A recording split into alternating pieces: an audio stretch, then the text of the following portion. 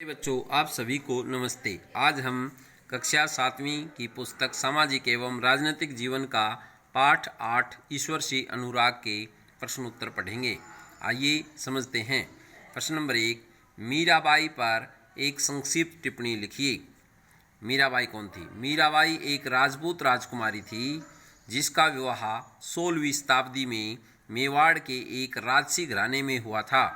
मीराबाई रविदास, जो अस्पृश्य जाति के माने जाते थे, की अनुयायी बन गई। वे कृष्ण के प्रति समर्पित थी और उन्होंने अपने गहरे भक्ति भाव को कई भजनों में अभिव्यक्त किया है।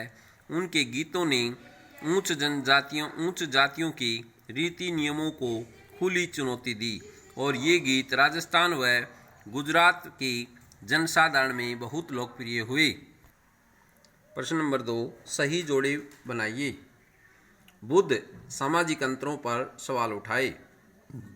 शंकरदेव नामघर, निजामुद्दीन औलिया सूफी संत, नैनार शिव की पूजा, अलवार विष्णु की पूजा, यानी विष्णु की पूजा करने वालों को अलवार और शिव की पूजा करने वालों को नैनार कहते हैं। अगला प्रश्न है, रिक्त स्थान भरो। नंबर 1, शंकर खालिस्तान के समर्थक थे, अद्वैतवाद के। नंबर 2, रामानुज खालिस्तान के द्वारा प्रभावित हुए थे, अलवार के द्वारा। नंबर 3, खालिस्तान और खालिस्तान शैव मत के समर्थक थे, बसवन्ना, अलम्मा और अकहम महादेवी। खालिस्तान महाराष्ट्र में भक्ति परंपरा का एक महत्वपूर्ण केंद्र था, पंढरपुर। अगला प्रश्न है, कौन सी शताब्दी के बीच नए धार्मिक आंदोलन का प्रादुर्भाव हुआ? 7वीं से 9वीं शताब्दी। अगला प्रश्न है, कौन घुमक्कड़ साधु संत थे? नैनार और अलवार।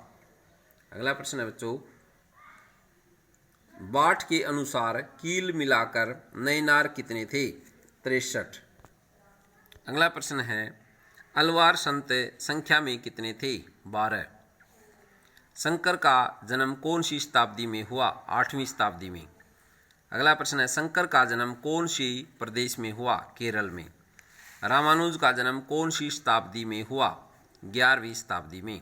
रामानुज का जन्म कहाँ हुआ? तमिलनाडु में। रामानुज किसके संतों से बहुत प्रभावित थे? विष्णु भगत अलवार संतों से। वीर शैववाद आंदोलन कौन सी शताब्दी में हुआ? 12वीं शताब्दी में। यह आंदोलन किस राज्य में हुआ? कर्नाटक में। धनवान लोग किसका मंदिर बनाते हैं? शिव के। कौन सी शताब्दी तक महाराष्ट्र में अनेक संत कवि थे? 13वीं से 17वीं शताब्दी। उनके सरल किस भाषा में थे? अगला प्रश्न है, मराठी भाषा में। उन संतों में से महत्वपूर्ण थे ज्ञानेश्वर, नामदेव, एकनाथ और तुकाराम सखुबाई। नरसिंह मेहता ने क्या कहा था? वैष्णव जन तो तेने कहिए पीर पराई जाने रे। अभंग का क्या अर्थ है? मराठी भक्ति गीत। आग के आसपास किसका समूह था? तपस्वियों का। खानकाह क्या था? सूफी संख्या जहाँ सूफी संत अक्सर रहते थे। कौन सी शताब्दी में सूफी जन मध्य एशिया में हिंदुस्तान आए थे? 11वीं शताब्दी में। मध्य एशिया से हिंदुस्तान में कौन आकर बसे थे? सूफी जन। कौन अपने खानकाहों में विशेष बैठक रखते थे? सूफी संत। सूफी संत की दरगाह पर क्या बन जाता था? तीर्थ स्थल। वहाँ कितनी संख्या में इंसान धर्म के लोग इकट्ठा होते थे? हजारों की संख्या में।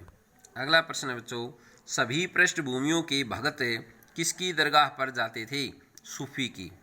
13वीं शताब्दी का महान सूफी शायर कौन था? जलालुद्दीन रूमी। यह कहाँ का रहने वाला था? ईरान का। इसने कौन सी भाषा में काव्य रचना की? फारसी में। कौन सी सदी के बाद उत्तर भारत में भक्ति की एक नई लहर आई? 13वीं सदी में। तुलसीदास की रचना क्या थी? रामचरितमानस। श्री कृष्ण ने अन्य भगत कौन थे? सूरदास। नाम घर का क्या अर्थ है? कविता पाठ और प्रार्थना संग्रह। मीराबाई का जन्म कौन सी शताब्दी में हुआ? 16वीं शताब्दी में। मीराबाई किसकी अनुयायी बन गई? रविदास की। कबीर का जन्म कौन सी सदी में हुआ था? 15वीं और 16वीं सदी में। अगला प्रश्न है बच्चों, कबीर का पालन पोषण कहाँ हुआ था? बनारस में। कबीर किस पर काम कर रहे थे? करघे पर। बाबा गुरु नानक का जन्म कब हुआ? 1469 ईस्वी में। बाबा गुरु नानक की मृत्यु कब हुई? 1539 में। बाबा गुरु नानक ने मृत्यु के समय किसको उत्तराधिकारी चुना? एक अनुयायी को। इसका क्या नाम था? लहणा। इसका दूसरा नाम क्या था? गुरु अंगद। रामदासपुर शहर कहाँ पर है? अमृतसर में। उनमें कौन से अर्जुन को मृत्युदंड देने का आदेश दिया? 1606 में मुगल सम्राट जहांगीर। सिख आंदोलन का राजनीतिकरण शुरू हो गया 17वीं शताब्दी से। मार्टिन लूथर का जन्म कब हुआ? 1483 में। अगला प्रश्न है, मार्टिन लूथर की मृत्यु कब हुई? 1546 में। मार्टिन लूथर ने बातुबल का शीर्षक पृष्ठ किस भाषा में लिखा था? जर्मन में। मीराबाई का जन्म किस क्षेत्र में हुआ? मेवाड़ में। नामपंथियों, सिद्धों और योगियों के विश्वासों और आचार व्यवहारों का वर्णन करें। उन्होंने संसार से परित्याग एवं संन्यास लेने का समर्थन किया। उन्होंने मोक्ष प्राप्ति के लिए योगासन, प्राणायाम और चिंतन मनन जैसी क्रियाओं के माध्यम से मन एवं शरीर को कठोर परीक्षण देने की आवश्यकता पर बल दिया। ये समूह खास तौर पर नीची कही जाने वाली जातियों में बहुत लोकप्रिय हुए। अगला प्रश्न है, कबीर द्वारा अभिव्यक्त प्रमुख विचार क्या क्या थे? उन्होंने इन विचारों को कैसे अभिव्यक्त किया? उत्तर है, कबीर ने अपने उपदेशों में ईसाई धर्म के आडंबरों व पूजा पद्धति का मजाक उड़ाया। कबीर के अनुसार भक्ति के माध्यम से मोक्ष की प्राप्ति होती है। कबीर निराकार ईश्वर में विश्वास रखते थे। विचारों की अभिव्यक्ति। कबीर ने अपने विचारों को व्यक्त करने के लिए आम लोगों द्वारा आसानी से समझी जाने वाली हिंदी भाषा का प्रयोग किया। उनके विचार की जानकारी हमें उनकी साखियों और पदों से मिलती है। अगला प्रश्न है, सूफियों के प्रमुख आचार व्यवहार क्या थे? सूफी संतों ने बाहरी आडंबरों को अस्वीकार किया। नंबर 2, सूफियों का मानना था कि दुनिया के प्रति एक अलग नज़रिया अपनाने के लिए मन को पढ़ाया जाता है। नंबर 3, संत कवियों की भांति सूफियों ने भी अपनी भावनाओं को व्यक्त करने के लिए काव्य रचना की। अगला प्रश्न है, बाबा गुरु नानक की प्रथम शिक्षाएं क्या थी? उत्तर, उनके सभी अनुयायी एक साझी रसोई में खाते पीते थे जिसे लंगर कहा जाता था। नंबर 2, उसने एक ईश्वर की उपासना करने पर ध्यान दिया। नंबर 3, बाबा गुरु नानक ने उपासना और धार्मिक कार्यों के लिए जो जगह नियुक्त की थी उसे धर्मशाला कहते हैं। नंबर 4, बाबा गुरु नानक ने धर्म, जाति पाति तथा लिंग भेद का विरोध किया। नंबर 5, गुरु नानक देव ने दान और ईसा शब्दों के रूप में अपने उपदेशों के सार को व्यक्त किया, जिसका तात्पर्य क्रमशः ईश्वर की सही उपासना, दान द्वारा दूसरों का भला तथा आचार विचार की पवित्रता से था। अगला प्रश्न है, जाति के प्रति वीर शैवों अथवा महाराष्ट्र के संतों का दृष्टिकोण कैसा था? चर्चा करें। उत्तर है, महाराष्ट्र के संतों का जाति के प्रति दृष्टिकोण। नंबर 1, महाराष्ट्र के संतों ने जन्म पर आधारित सामाजिक अंतरों का विरोध किया, जो जन्म से ही आधारित हैं। नंबर 2, उनके अनुसार ईश्वर का भगत वही प्राणी है जो सभी जातियों की पीड़ा को समझता है, यानी दूसरी प्राणियों के दुख को समझता है।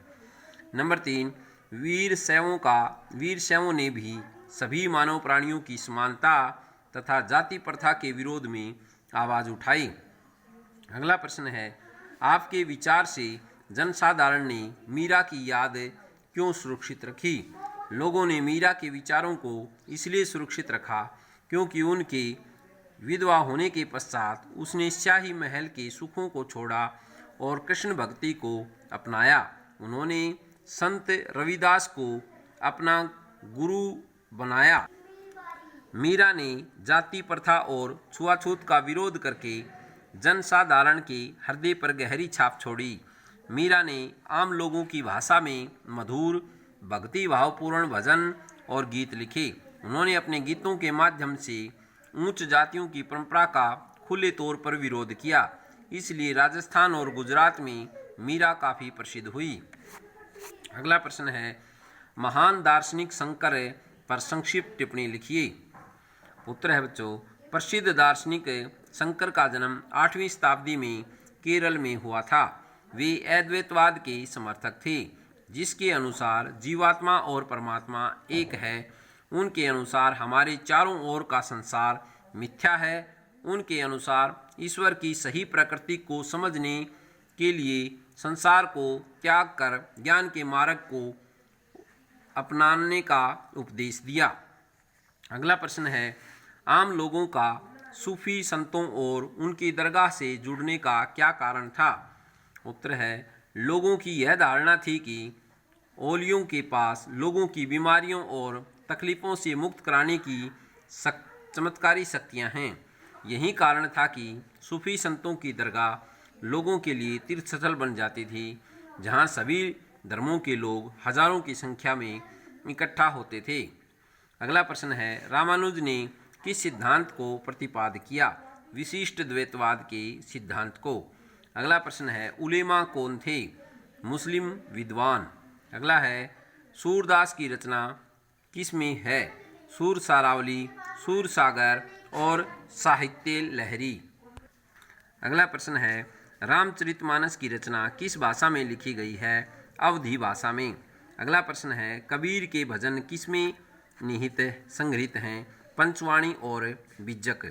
अगला प्रश्न है, कबीर किसमें विश्वास करते थे? निराकार परमेश्वर में। बाबा गुरु नानक का जन्म कहाँ हुआ? तलवंडी, पाकिस्तान में। बाबा गुरु नानक ने अपना केंद्र कहाँ स्थापित किया? करतारपुर में, रावी नदी के तट पर। धर्मशाल या गुरुद्वारा किसे कहते हैं? बाबा गुरु नानक ने उपासना और धार्मिक कार्यों के लिए जो जगह नियुक्त की थी उसे धर्मशाल कहते हैं। बाबा गुरु नानक ने अपना उत्तराधिकारी किसे चुना? एक अनुयायी लहण को के पूर्व अंगद के नाम से जानने लगा। किसने गुरु नानक की रचनाओं को संग्रहित करके अपनी कृतियों में जोड़ लिया था? गुरु अंगद ने। अगला प्रश्न है, खानसाहा पथ का निर्माण कब और किसके द्वारा किया गया? 1699 में गुरु गोविंद सिंह के द्वारा। बच्चों, हमारा ये पाठ पूरा हुआ। आशा है आपको समझ में आया होगा। बार बार पढ़ें। धन्यवाद।